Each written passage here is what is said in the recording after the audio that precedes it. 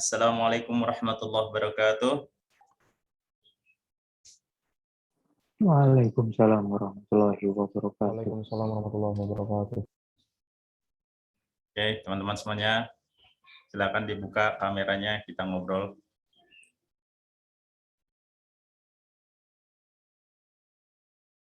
Bagaimana tadi weekly-nya? Lancar?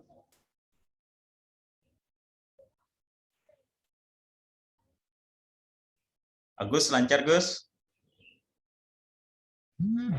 Alhamdulillah lancar, Pak. Lancar ya?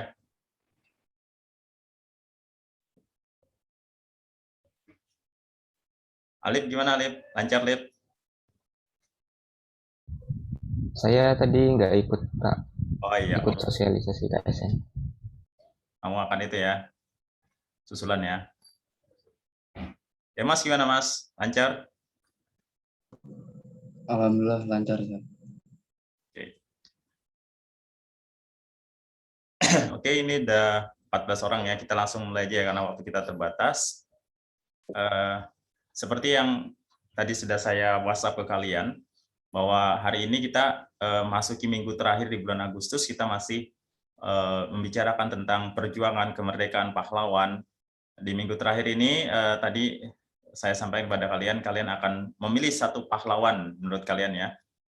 Baik itu pahlawan perjuangan, tempo dulu, ataupun pahlawan-pahlawan yang terbaru sekarang yang menurut kalian menjadi pahlawan. Dan kalian akan menceritakan ya sedikit poin kenapa pahlawan tersebut kalian favoritkan. Ya, jangan panjang-panjang ya, karena waktu kita terbatas, semuanya akan bicara. Jadi mungkin 1-2 menit punya waktu kalian untuk bicara ya. Saya akan mulai dari berdasarkan yang masuk ya, WhatsApp yang masuk ke saya. Yang paling pertama adalah Muhammad Hafiz. Silakan Muhammad Hafiz. Iya, siap, Sir.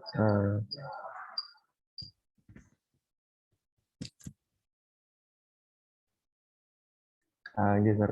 Ini 1 menit aja, Kak, Sir, menjelaskannya. Cukup 1 menit. Yang menurut kamu penting. Gitu, siap, Sir. Nah, jadi saya mengidolakan Sultan Hamengkubuwono IX, Sir. Jadi beliau itu merupakan raja dari kerajaan Yogyakarta, Sir. Beliau juga yang menyatakan kerajaan Yogyakarta itu jadi satu provinsi di Indonesia, Sir. Padahal beliau itu pernah ditawari Belanda untuk bisa menjadi raja di seluruh Jawa, ditawari Belanda kayak gitu. Tapi ditolak beliau karena karena kecintaan beliau yang sangat besar pada Indonesia, Sir. Kemudian di awal kemerdekaan juga beliau memberikan dana hibah sebesar 6 juta gulden kepada Indonesia, Sir. Jadi selain cinta Indonesia dalam bentuk nasionalisme, tapi juga membantu Indonesia dalam bantuan finansial gitu, Sir. Kemudian beliau juga dikenal karena sangat rendah hati, Sir. Sudah 1 menit ya.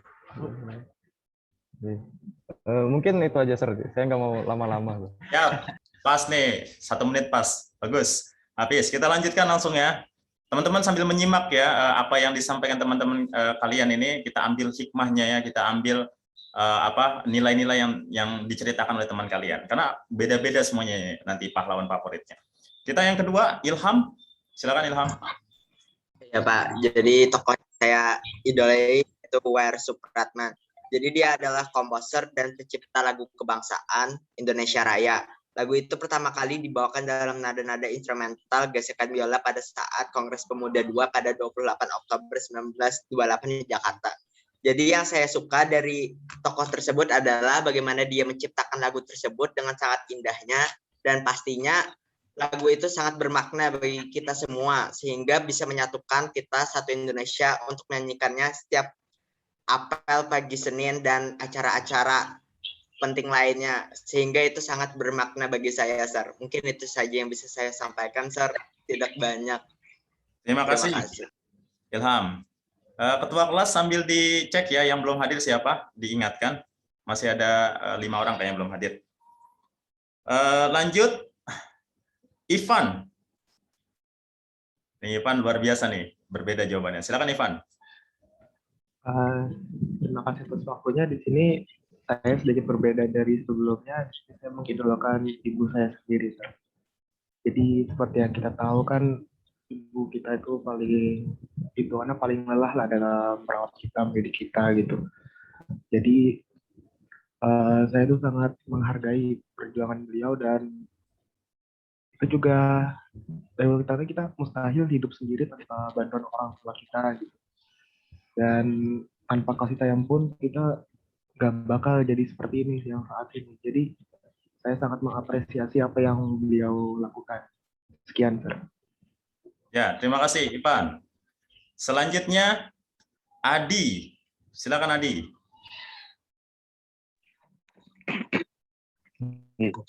Jadi sosok pahlawan yang menjadi kabar itu adalah Bapak Jenderal Sudirman, Sir. Jadi yang menjadi alasan mengidolakan beliau adalah karena sikap cinta tanah air dan sikap nasionalisme beliau yang sangat tinggi dalam usaha untuk mempertahankan kebutuhan negara Indonesia dari serangan Belanda yang terjadi pada terjadi antara tahun 1945 sampai 1950, Sir. Nah, di situ juga yang menjadi hal yang memfavoritkan Sidin itu ketika perjuangan Sidin tetap memberikan komando meski beliau ditandu dalam usaha untuk mempertahankan keutuhan negara Indonesia dari serangan Belanda, Sir. Meski ditandu, beliau pun masih tetap berusaha gitu, memberikan arahan terbaik agar prajurit yang beliau pimpin itu bisa mengusir Belanda sehingga Indonesia itu bisa tetap ada, Sir. Mungkin itu saja dari saya. Ya, terima kasih Adi. Luar biasa ya. Selanjutnya kita masuk ke Agus. Sir. Silakan. Pahlawan favorit dulu adalah almarhum B.J. Habibie, salah satu presiden Indonesia ketiga yang merupakan sekaligus yang dikenal dunia, bukan cuma di Indonesia. Beliau bahkan banyak ditawari kedudukan di berbagai negara. Bahkan Jerman memberikan kedudukan kehormatan bagi beliau, tapi ditolak oleh beliau karena beliau berkata, sekalipun menjadi warga negara Jerman, kalau suatu saat tanah air memanggil, maka saya akan kembali. Itu salah satu kata-kata yang membuat saya memfavoritkan beliau karena kenasionalan beliau memilih untuk tetap mencintai tanah air Indonesia dan tetap menjadi warga negara Indonesia. Mungkin itu, Pak. Ya, terima kasih pada Agus dengan B.J. Habibie-nya. Selanjutnya, Erik.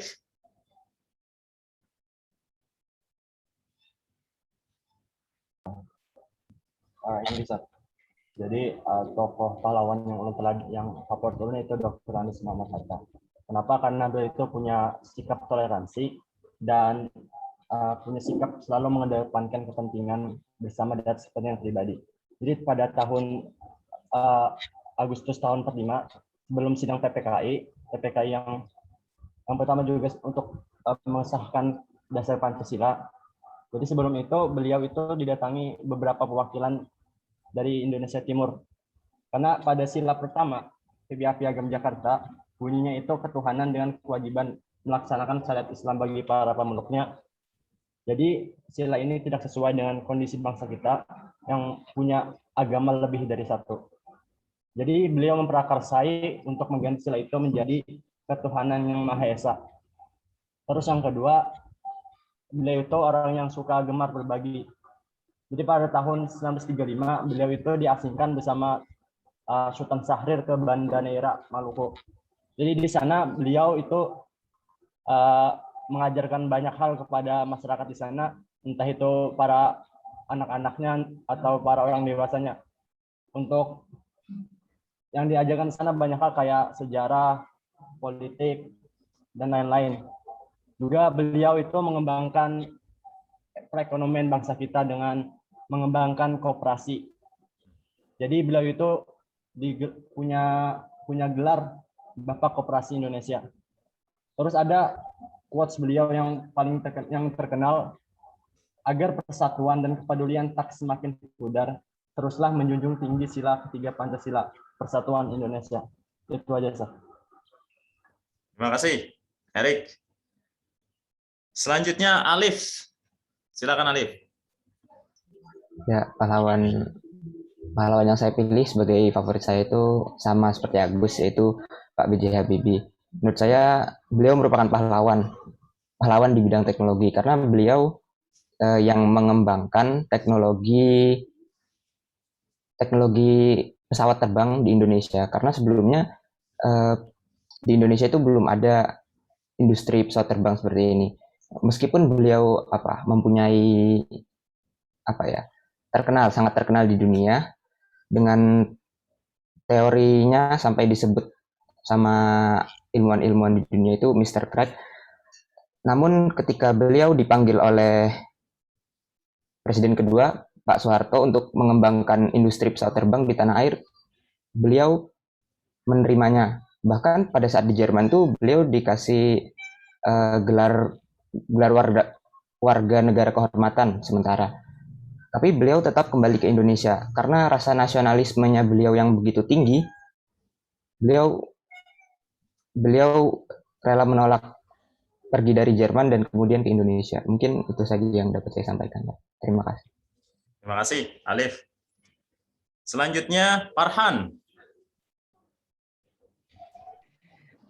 Ya, Sir. Jadi pahlawan favorit saya sama seperti Agus dan Alif tadi, B.J. Habibie juga.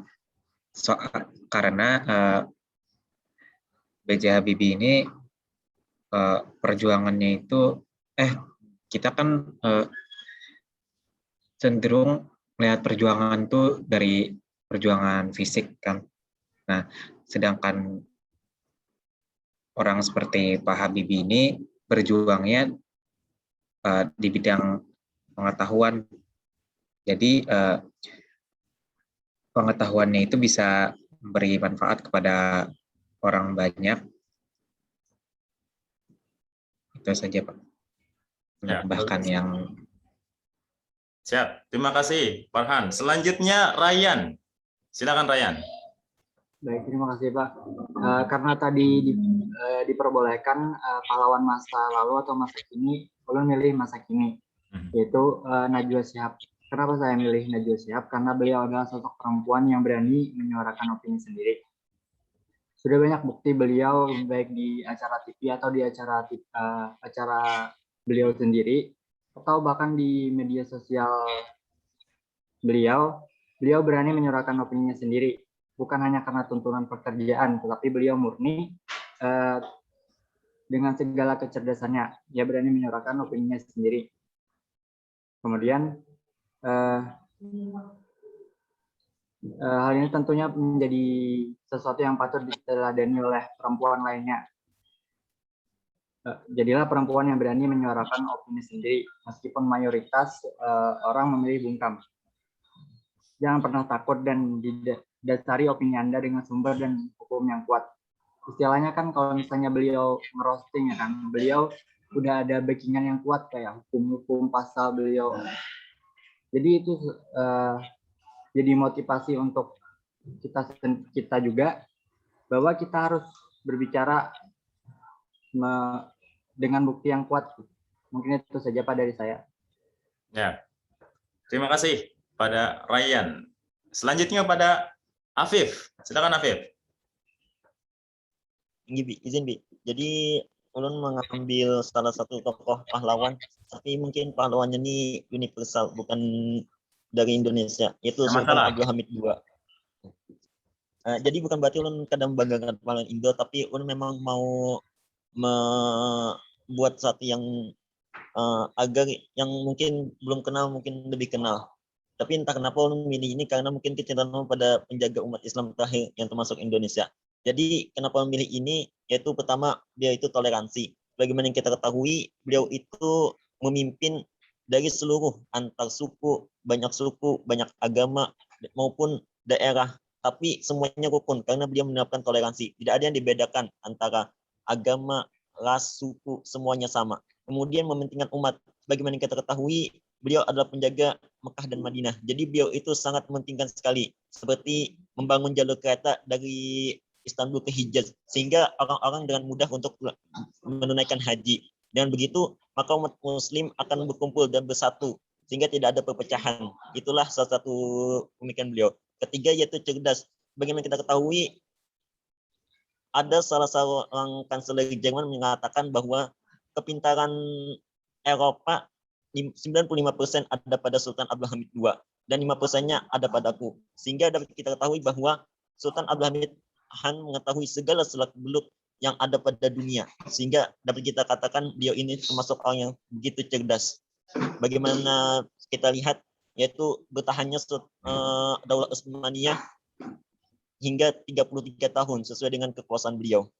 Kemudian paham ilmu agama. Sebagaimana kita ketahui, Sultan Abdul Hamid sangat taat kepada agamanya, nabinya, dan tentu saja kepada Allah Subhanahu wa taala. Sebagaimana kita ketahui, Sultan Abdul Hamid Han mempunyai suatu amalan, yaitu membaca salawat kepada Nabi Muhammad SAW sebanyak 100 kali setiap harinya. Dan kemudian juga ahli politik. Sebagaimana kita ketahui, beliau mampu menaklukkan mampu membuat takluk raja-raja yang ada di Eropa karena keahlian beliau dalam ilmu politik. Demikian, Bi. Terima kasih. Terima kasih, Afif. Lengkap sekali ya informasinya. Benar-benar favorit nih, Afif ya. Selanjutnya, Demas. Silakan, Demas. Iya, jadi pahlawan favorit saya sama seperti Agus, Alif, dan Farhan, yaitu Bapak Bahrudin Yusuf Habibie, Presiden ketiga, salah satu orang jenius di Indonesia. Ada satu kutipan yang selalu saya ingat dari Bapak Habibie, yaitu berikanlah yang terbaik yang bisa kamu berikan. Memang kata-kata itu simpel, tapi makna yang bisa saya ambil dari sini tuh cukup banyak, Sir. Kita tahu manusia itu punya kelebihannya masing-masing, punya keunggulannya masing-masing. Jadi nggak apa-apa kalau kita tuh nggak bisa selalu menjadi nomor satu di segala hal, tapi yang jelas kita tuh selalu memberikan yang terbaik yang bisa kita berikan di segala hal. Mungkin itu aja, Sir. Mantap. Terima kasih, Demas. Selanjutnya, Eza. Silakan, Eza. Dakir di sana, Abid di sini. Enggak. Abid yang di sini, Dakir di sana. Oke, sekarang. Iya, Bi. Jadi punya saya yang saya favoritkan saat ini itu beliau namanya Franz Kaisepo. Itu karena akhir-akhir ini kan ada tugas sejarah tuh yang membahas tentang tokoh nasional. Nah, itu tuh kedapatannya Franz Kaisepo. Jadi waktu baca-baca itu beliau tuh cukup gimana ya? Aja cukup suka gitu karena beliau orangnya seperti kebanyakan para pejuang negeri itu memberontak. Ada suatu cerita kalau waktu beliau masih sekolah itu kan waktu sekolah itu sebelum KMB, jadi masih berada di bawah jajahan Belanda. Beliau sama adik beliau itu mengubah pelang sekolah yang waktu itu katanya sekolah untuk tanah Papua itu diganti sama beliau jadi Irian. Jadi dari gerakan awal inilah yang nanti mengubah Papua ini jadi Irian gitu, yang mempopulerkan. Jadi memberontaknya itu bagus gitu loh, bukan memberontak yang coret-coret dinding atau bagaimana. Terus ada waktu mau KMB itu kan, di KMB itu juga fokusnya itu untuk Papua ini nanti jatuhnya ke Belanda atau ke Indonesia. Waktu itu Belanda ini meminta kepada beliau, Franz Kaisepo, untuk hadir di KMB itu. Tapi beliau menolak karena beliau itu tahu nanti Belanda ini hanya akan memperalat beliau untuk jadi senjata makan tuan buat Indonesia gitu. Banyak sih sebenarnya tindakan-tindakan beliau yang ekstrim, yang bisa yang seperti kebanyakan pahlawan Indonesia lakukan, tapi beliau tetap mindsetnya itu main rapi, walaupun tindakan-tindakannya itu sangat beresiko dan beberapa kali keluar masuk penjara, tapi ketika ada sesuatu yang terlalu beresiko, beliau tidak ambil resiko itu. Mungkin itu saja ya, Bi. Terima kasih, Eza. Luar biasa ya, tokoh yang tidak terlalu terkenal, tapi banyak yang dilakukan ya. Kita belajar juga nih. Selanjutnya, Falah. Silakan, Falah. Baik, terima kasih. Jadi di sini saya ngambil pahlawan di bidang olahraga, yaitu Susi Susanti. Jadi kan seperti sudah kita ketahui semua, Susi Susanti itu adalah pemain bulu tangkis yang berhasil memenangkan medali emas di ajang Olimpiade tahun 1992. Nah, jadi beliau itu sudah menekuni menekuni bulu tangkis itu dari kecil, sejak beliau kecil. Nah, jadi mengapa jadi ulun memfavoritkan Susi Santi itu karena perjuangan itu kadang mesti dalam bentuk kayak ikut perang atau menyuarakan suara kita. Bisa saja berjuang itu demi bangsa itu dengan apa yang kita bisa di bidang kita masing-masing. Mungkin ulun kena kawa ikut perang atau jadi mempertahankan negara gitu. Tapi ulun bisa, tapi ulun semoga saja nanti bisa berjuang di kayak misalnya di bidang seni atau di bidang pelajaran atau gimana, mungkin seperti itu. Terima kasih, Fala. Selanjutnya Ramos. Nah, ini dari bidang olahraga juga nih, Ramos. Silakan, Ramos. Misal, jadi yang ulun pilih tadi adalah Eko Yuli. Jadi Eko Yuli itu adalah adalah seorang atlet angkat besi dari Indonesia yang emang jarang dikenal oleh orang lain gitu. Sebenarnya Eko Yuli ini sudah ikut menyumbangkan piala buat Indonesia itu dari sejak 2008. Dan kemudian di tahun 2012 beliau juga ikut di Olimpiade London dan berhasil memenangkan medali perunggu kalau nggak salah. Dan pada tahun ini tadi, pada saat Olimpiade Tokyo 2020, dia juga ikut menyumbangkan medali perak dalam kelas 62 kg di atlet angkat besi. Sudah, begitu saja. Ya, terima kasih, Ramos. Selanjutnya, Abim. Nah, Abim juga olahragawan nih. Silakan, Abim. Baik, terima kasih. Izin menyampaikan. Jadi di sini ulun mengambil dari Boas Solo Sazer, yaitu pesepak bola dari tanah Papua. Dia ini dulu waktu masih kecil karena keterbatasan uang dan juga di Papua fasilitas sedikit, jadi beliau waktu latihan bola itu nyeker, dan beliau baru ikut bola itu gara-gara direkrut oleh temannya, jadi diajak temannya. Nah, karena beliau ini mempunyai skill yang cukup hebat, jadi beliau ini waktu udah besar masuk ke timnas, dan waktu main di timnas beliau menjadi kapten. Ketika beliau menjadi kapten, banyak yang menganggap remeh beliau karena beliau dari tanah Papua, dan beliau pernah kena hujatan yaitu berupa simbol-simbol rasis. Nah, di situ beliau tetap semangat dalam menghadapi hal itu, dan alhamdulillah beliau sudah membuktikan bahwa beliau ini termasuk legendaris sepak bola Indonesia. Mungkin bisa saya sampaikan. Terima kasih. Terima kasih, Abim. Selanjutnya, Dipa.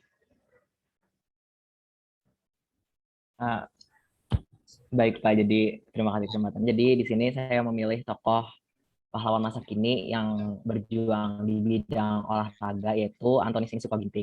Jadi beliau ini adalah peraih medali perunggu di Olimpiade 2020 dan cukup dikenal banyak orang, dan saya mulai mengenal beliau ini sejak di Asian Games 2018. Jadi yang saya tahu dari beliau ini adalah Antoni Ginting ini sudah berlatih sejak kecil, sudah berlatih sekuat tenaga sejak kecil, dan memberikan motivasi bagi banyak orang. Ya, walaupun saya tidak begitu berbakat di bidang olahraga, tapi setidaknya perjuangan semangatnya itu memotivasi saya kayak percaya terhadap apa yang kita perjuangkan. Salah satu yang cukup menunjukkan betapa besar perjuangannya itu pada saat di Asian Games, kalau tidak salah di yang kelas beregu itu di babak lupa itu, intinya di pas final kalau nggak salah, itu Ginting itu sempat cedera tapi tetap maksa buat tetap bertanding ya, yang walaupun pada akhirnya juga harus berhenti, tapi di saat yang kondisi yang cedera itu masih terus berjuang untuk bisa mengharumkan nama Indonesia di kancah internasional. Mungkin itu saja Pak. Ya, saya ingat juga peristiwa itu ya, Asian Games 2018. Oke, terima kasih Dipa. Selanjutnya, ini terakhir ya. Ya, tinggal Lutfan ya, yang belum. Silakan Lutfan. Siap, Sir. Jadi pahlawan favorit saya Pangeran Antasari. Beliau itu dulu melawan Belanda juga, ikut melawan Belanda di daerah Kalimantan Selatan. Nah, walaupun saat itu Belandanya punya banyak pasukan dan dibantu oleh pasukan Batavia, ditambah dengan senjata modern, Pangeran Antasari ini tetap terus berjuang dan tidak pernah menyerah. Lalu Belanda itu bahkan sudah sering kayak membujuk beliau itu supaya menyerah, tapi beliau tetap tidak menghiraukannya. Sampai akhirnya tuh Belanda sampai mengadakan sayembara seperti itu. Siapa yang bisa membunuh beliau diberi 10.000 gulden kalau nggak salah. Tapi sampai akhir beliau itu tidak terbunuh. Beliau terus berjuang sampai titik akhir beliau, sampai akhirnya sukses mengusir Belanda dari Kalimantan Selatan. Mungkin itu, Pak. Ya, terima kasih, Lutfan. Ada filmnya tuh ya, Pangeran Antasari. Oke. Ada yang belum bicara ya? Ada ya? Atau sudah semuanya? Saya, Sir. Rian. Oke, Rian. Rian belum kirim ke saya? Ini, Sir. Ya, silakan langsung. Jadi pahlawan perjuangan yang saya idolakan itu adalah Pak SBY, Sir. Karena saya pernah baca bahwa Pak Harto meninggalkan warisan berupa kemajemukan, sedangkan Pak SBY meninggalkan warisan berupa demokrasi. Nah, dari situ saya tahu bahwa saat zaman SBY itu demokrasi itu sedang kayak naik-naiknya, sehingga setiap orang itu bebas untuk berpendapat. Mungkin itu saja. Oke, bagus sekali. Ada lagi yang belum bicara? Sudah ya? Lengkap ya? Kayaknya kurang satu ya? Atau lengkap? Abdi nggak ada. Abdi kemana, Abdi? Ada sudah ulun chat tapi nggak ada di red atau di balasan. Oke, nggak masalah. Oke, kalian lihat ya, saya sengaja itu nanyanya agak open question ya. Jadi biar lebih broad kita bisa belajarnya ya kan. Kita lihat tadi banyak sekali kan, kita bisa dari olahraga, bisa dari perjuangan, bisa dari tokoh bapak bangsa, bisa dari agama. Jadi banyak sekali tokoh-tokoh yang bisa kita kita bisa pelajari kehidupannya.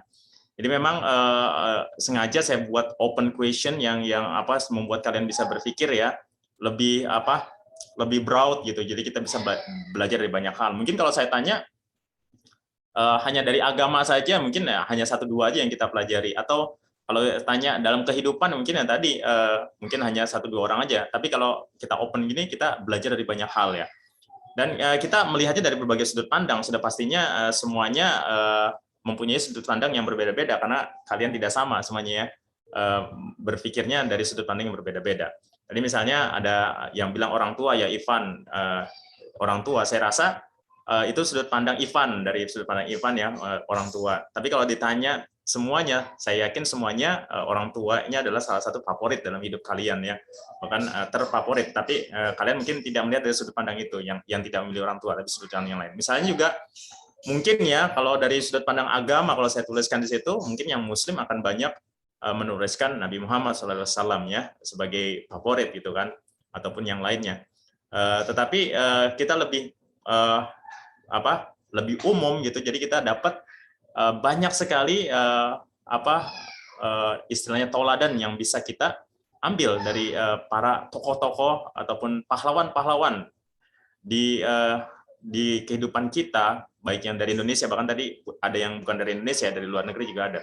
Tidak masalah, artinya yang kita pelajari adalah apa yang diteladankan dari pahlawan-pahlawan tersebut. Nah, kalau kita perhatikan misalnya paling banyak tadi B.J. Habibie ya. Itu mungkin karena salah satu yang menyebabkan karena beliau memang cukup terkenal ya dengan adanya mungkin banyaknya informasi tentang B.J. Habibie. Begitu juga tadi kalau untuk olahraga kita lihat tadi mungkin ada yang dari bulu tangkis ya yang lebih banyak ya dipilih sebagai favorit. Kenapa? Karena ya memang terkenal di Indonesia gitu. Jadi mungkin di situ pengaruh keterkenalan sangat penting sekali. Semakin terkenal seseorang, semakin dikenal seseorang, semakin orang banyak mempelajari dari kehidupan mereka. Oleh karena itu, kita sebagai orang yang mau belajar, sebenarnya kita bisa melihat dari seluruh orang-orang yang berhasil, yang sukses, yang dikatakan sebagai pahlawan dalam segala bidang. Dan kita yakin dengan kita belajar dari mereka, banyak hal yang bisa kita dapatkan. Misalnya, tadi kita belajar dari Eko Yuli yang 3 kali dapat medali, itu walaupun belum sampai medali emas, tapi perjuangan luar biasa. Kita belajar dari tadi siapa Sultan Hamengkubuwono tadi ya, ada yang mengatakan begitu ya dengan perjuangannya di zaman kemerdekaan. Kita belajar dari siapa tadi ada yang mengatakan SBY juga dari di bidang kenegaraan. Kita belajar dari siapa dari Susi Susanti gitu. Yang perempuan bahkan tadi ada 2 ya yang perempuan, Susanti sama Najwa Shihab. Itu juga dari sudut pandang yang berbeda, dan semuanya kita bisa mendapatkan pelajaran, hal-hal yang positif yang mereka lakukan. Nah, sekarang yang lebih penting lagi adalah bagaimana kita bisa mengambil semua itu. Tetapi ada hal-hal yang tidak boleh kalian lupa. Tadi benar sekali tadi katakan bahwa tetap orang tua kalian, orang-orang yang paling menginspirasi kalian, udah pastinya ya. Orang tua kalian nggak boleh tidak kalian lupakan, walaupun kalian mengidolakan siapa, tetapi tetap orang tua harus mempunyai tempat tersendiri di dalam kehidupan kalian. Nah, begitu juga kalau kalian yang beragama, pasti tokoh agama yang perlu kalian perhatikan juga ya, itu sebagai bahan panutan kalian, teladan kalian dalam berkehidupan. Jadi banyak hal yang kita dapatkan ya dari tokoh-tokoh tersebut, dan mudah-mudahan yang kita inginkan adalah kalian bisa mengambil teladan dari apa yang mereka lakukan. Bagi saya sangat menarik sekali bisa berdiskusi tentang ini ya, bisa mendapatkan insight-insight baru terkait dengan pahlawan-pahlawan yang ada, baik pahlawan kemerdekaan yang tempo dulu maupun pahlawan-pahlawan yang hidup di zaman sekarang. Mudah-mudahan ini semuanya menjadi penutup yang baik buat kita di bulan Agustus. Minggu depan kita akan bertemu lagi dengan tema-tema yang berbeda, dan kita akan menambah wawasan lagi, menambah keilmuan kita, menambah pengetahuan kita tentang banyak hal, insya Allah. Untuk hari ini saya tutup ya, tapi sebelum saya tutup, bagaimana tadi weekly-nya? Mudah-mudahan lancar semuanya ya. Nggak ada masalah ya. Kita lihat nanti hasilnya, kita evaluasi. Saya nggak ada waktu lagi untuk mengevaluasi weekly minggu lalu, tapi secara umum saya sudah evaluasinya minggu lalu. Alhamdulillah ada kenaikan, lumayan kenaikan ya. Mungkin yang saya ingat yang di atas, yang di bawah KKM, itu mungkin hanya rata-ratanya ya, mungkin hanya 2 atau 3 orang, saya lupa, dan sudah mulai ada peningkatan. Mudah-mudahan di weekly minggu ketiga ini akan lebih baik lagi, dan secara umum ada peningkatan. Yang penting adalah peningkatan gitu. Dari weekly 1, putaran 1, putaran 2 ada peningkatan. Nanti putaran 3 mungkin meningkat lagi. Nah, semester depan mungkin nggak ada weekly lagi, mungkin kalian try out, sudah lebih mengarah pada ujian. Nah, itu juga yang penting adalah progresnya. Dari situ nanti kalian akan belajar bagaimana perkembangan kalian belajar. Kalau memang sudah baik ya berarti dilanjutkan cara belajarnya. Tapi kalau memang belum ada kenaikan signifikan, bahkan penurunan, berarti harus ada yang dievaluasi dengan cara kalian belajar. Dan mungkin dari situ kalian bisa memperbaiki apa yang kurang dan apa yang belum kalian lakukan. Yang selalu saya ingatkan, bagaimana kalian review materi, bagaimana kalian mengerjakan soal itu akan sangat menentukan sekali ini kalian. Dan yang masih kurang mungkin konsultasi ya. Saya lihat konsultasi dengan guru itu masih sangat kurang sekali. Banyak yang konsultasi dengan teman, ya mungkin kalian lebih nyaman dengan teman, bahkan ada yang belum konsultasi ya. Tapi sekarang konsultasi dengan guru itu sangat mudah, kalian bisa lakukan dengan sangat mudah dengan mem-WhatsApp guru kalian. Kapanpun kalian punya pertanyaan, silakan di WhatsApp gurunya, dan kalian bisa berdiskusi dengan guru kalian tersebut. Oke, tetap semangat, tetap jaga kesehatan, buat yang di asrama juga tetap mengikuti kegiatan yang baik, yang di luar dan asrama juga tetap di rumah walaupun tidak ada abi yang akan mengontrol, tapi orang tua kalian yang akan mengontrol kalian, jadi tetap melakukan kegiatan dengan baik. Saya tutup, wabillahi taufiq wal hidayah. Wassalamualaikum warahmatullahi wabarakatuh. Selamat berakhir pekan. Waalaikumsalam warahmatullahi wabarakatuh. Terima kasih. Terima kasih.